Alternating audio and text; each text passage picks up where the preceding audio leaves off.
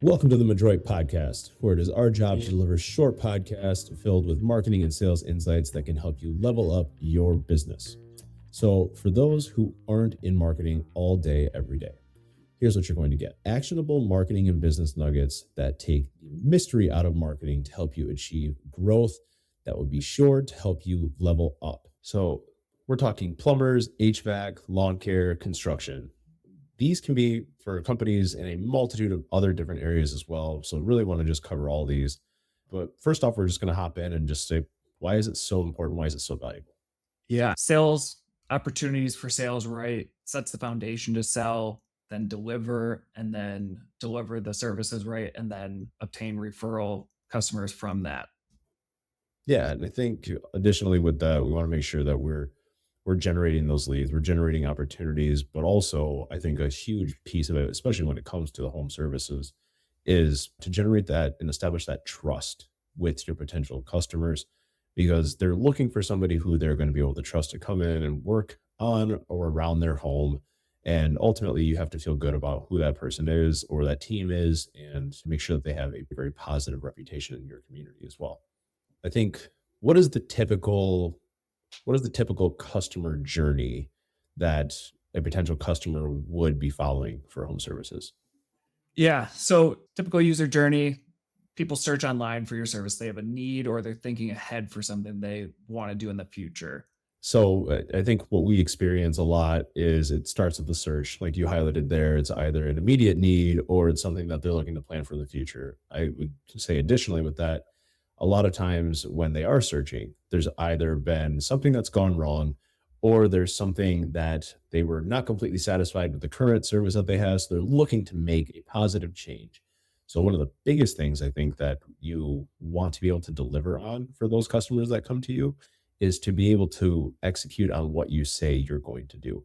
I experienced this firsthand, and I've been extremely pleased with the care that I've been provided from my companies that I've worked with because they do exactly what they're going to say, and I really genuinely appreciate that. I think another part of what we see in our day to day is talking through timing. For service based companies, there's often seasonality that comes along with them. So, how do you plan for that? How can we deliver on that? Yeah. I mean, knowing when to ramp up and then when to scale back campaigns and marketing efforts is really important. Yes. So the ramping up, scaling back is something that we see so common with home service based companies that have that seasonality. And I think one important element is you don't necessarily want to go completely dark from advertising. There's always going to be people searching and there's always going to be people looking for what you're providing. So making sure that you have some tactics in market that can help deliver your company, your services to those folks that may be searching. But I think additionally too, it's so important that you structure your campaigns to meet your customers where they're at and then plan ahead. If every year people are going to be thinking about who they're going to be booking their mowing service, or the mowing's going to start in, let's say, March, April timeframe, the time to start your campaigns is not necessarily going to be in March or April, right? They're doing their research beforehand. Same thing that we see with HVAC, right? Every year, end of winter, we know people are going to be, man, there's so much like dust in my home. Spring cleaning's a real thing that needs to take place. Man, what a better time to get your air ducts taken care of. What a better time to get that AC checkup done to make sure that you're not sweating it out quite literally in the summertime. So those are important elements. But additionally, that I think some of the tactics that they utilize are going to make a huge difference in showing sales growth and opportunity, or maybe a lackluster performance and then leading to some changes that are going to need to be made. Can you highlight some of those tactics, Wayne? Yeah, absolutely. For home service based companies, like your website is your foundation of your marketing, right? So everything funnels back to that. But social media, whether paid or organic, paid advertising, retargeting, local SEO, making sure you're showing up in the local map pack on Google, SEO to reach a wider range, the reputation management for sure, email marketing for current or potential customers, and automations like your sales process and your CRM or your FSM, right? Important tactic wise. And then how do you think about that as one whole? Oh man. I think so. As you're just listing off all of those, my brain is just like running in a million different directions because I'm like, they're all so valuable, so important.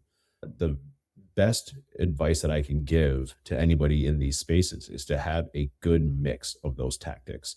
Because to say that, okay, somebody gives you a review and you're not going to utilize that and try to leverage that for your business, you need to have a really solid reputation management workflow in place. So when reviews come in, you're responding to those, you're able to get those to your website. If you get the permission to do something, like that can be beneficial. But also, you know that your audience has a strong relationship with email marketing. It's very important that you're leveraging that and that you're sending those emails out with offers or tips and tricks or whatever the case might be to get them to say, oh, shoot, that's right. I forgot. It is time for me to get my air duct serviced, or it is time for that furnace tune up, or whatever the case might be. The timing of those and the mix of those is really valuable. Same thing can be said for paid media. If that's on Facebook, Instagram for like lawn care companies, holy cow, the amount of impressions, the amount of, I think, exposure that you can take on from one before and after video that you do on somebody's lawn, like that's impactful. Same thing from the landscaping standpoint. There's a lot of opportunity, but to say that only one of those tactics or only two of those tactics is the way to go, I think would be leaving a lot on the table. So making sure that you have the appropriate mix is key. Absolutely. And thinking about that with large versus smaller based companies, the seasonality is important, right? And like awareness building versus sales building at one current time. Yeah. And you might be driving sales for something, but building awareness for service down the road that seasonality wise is coming up. And you want to make sure you have the awareness built in. As soon as someone is in the market to buy, they're thinking about you, right? Or you're the One first one and you're the default, right? So, how do you think 1000%. about that for a larger service based company? Yeah, I think it's extremely valuable to do what you just said, the awareness or what we refer to as more like the groundwork. So you can focus your attention on a seasonal campaign, or you can focus your attention on something that you're hoping is going to drive a lot of opportunities and bring in maybe a specific market or a specific vertical of your company where you can say, all right, we know that landscaping, we have a lot of really good projects coming in, or we feel really good about this particular area of the company, or there's a lot of opportunity, might be over in this section or might be over in lawn mowing. We have capacity to take on more lawn mowing and fertilizing jobs or something of that nature. So you can focus your time and energy on that campaign, really driving opportunities in that space. But still, you're driving opportunities, building awareness that you have the capabilities to take on these larger scale projects over here.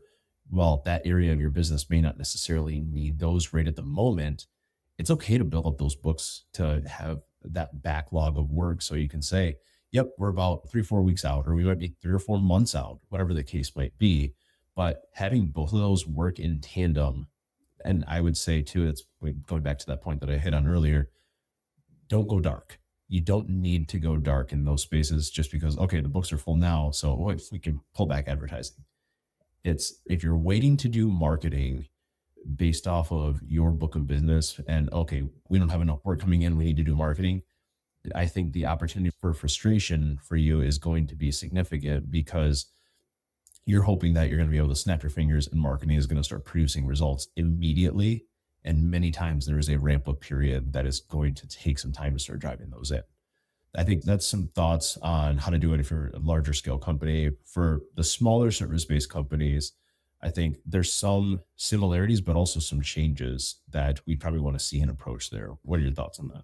Yeah, absolutely. So, like, you have your foundation, the website, maybe some email marketing, some social that's organic, your local SEO, so that's constantly you're watering the garden, so to speak. But then the paid advertising, you might turn off for a given period of time if you're smaller, right? Yeah. So, budget wise, you have to be conscious of that. And then as you grow and you're trying to fill maybe one route as a lawn care company or one service as an HVAC company or construction, one very specific type of project, you can ramp up for that as the seasonality calls for it and then taper back down. And once you're at a point business wise where you can be more holistic and push for those other areas of service, being really strategic is really important for those smaller based companies that have a tight budget but need to make sure they fill their books for that season because Yeah. they're trying to grow, trying to make Yeah. it as a business. Exactly. And we know that balancing those things can be difficult. And I think that's where making sure that you're feeling really good about your partnership that you have with it. And so a marketing firm, or if it's somebody that you trust in that space, I think those are relationships and really open and honest conversations to have, to make sure that everybody's on the same page and everybody's ultimately pulling their rope in the same direction. Absolutely. Yeah. Yeah. So, friends, that is our episode for today. Please make sure to like and subscribe to the podcast wherever and however you listen to your podcast. If you have any questions you want us to talk about on the pod or want to get in touch with us, please visit madroitmarketing.com/podcast. Thank you all and have an amazing day.